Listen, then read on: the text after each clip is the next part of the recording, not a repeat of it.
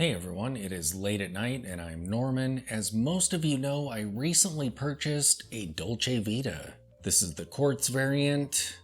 I used to own the mechanical variant. I bought this in about the middle of November and it's been on my wrist every single day since I got it. So I figured I should get a really nice strap for this watch because it turns out it's one of my favorite watches in my collection. So I got on Etsy and I was actually looking for a genuine alligator or crocodile strap, but I ended up finding something a bit more exotic. And it was a great price. I decided to go with ostrich foot leather.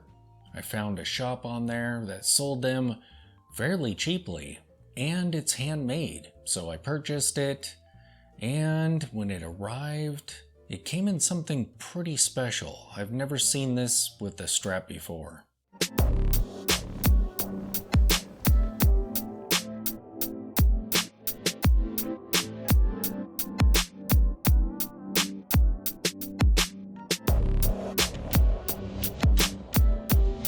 Alright, so this is the strap, and this is what ostrich foot leather looks like. It's interesting because it's almost like a cross between an alligator strap or a crocodile strap and a lizard strap, because you can see that the grain changes sizes. It's a little bit more chaotic than those other types of leather. It smells like just regular leather.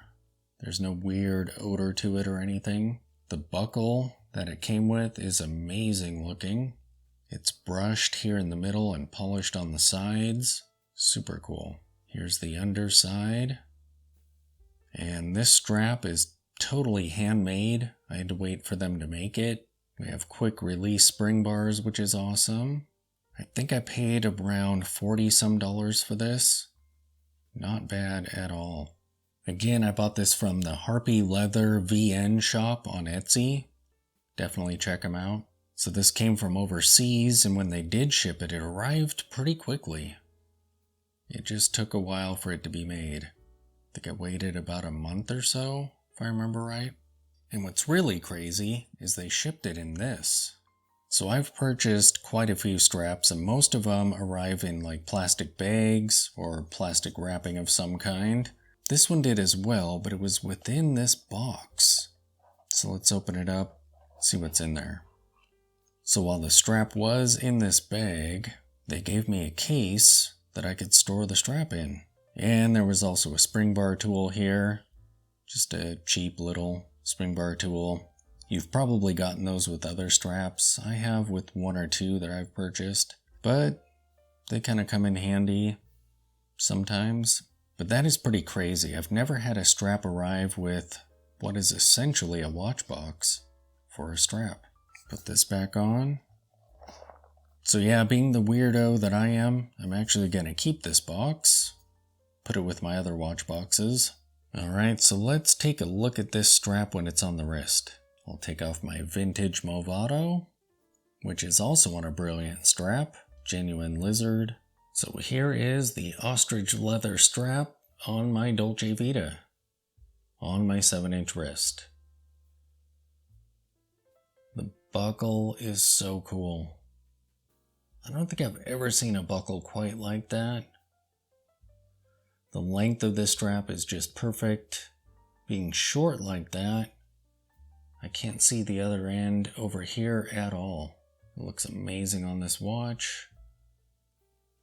And the holes with this buckle are just perfect for me. So when it's cold, it's not flopping around on my wrist. However, when it's warm, my hand isn't turning purple either. Absolutely perfect.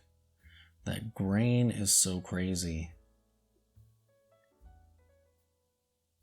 From certain angles, it just looks like it's kind of wrinkly leather. Other times you notice the grain, like right here, and it looks more structured.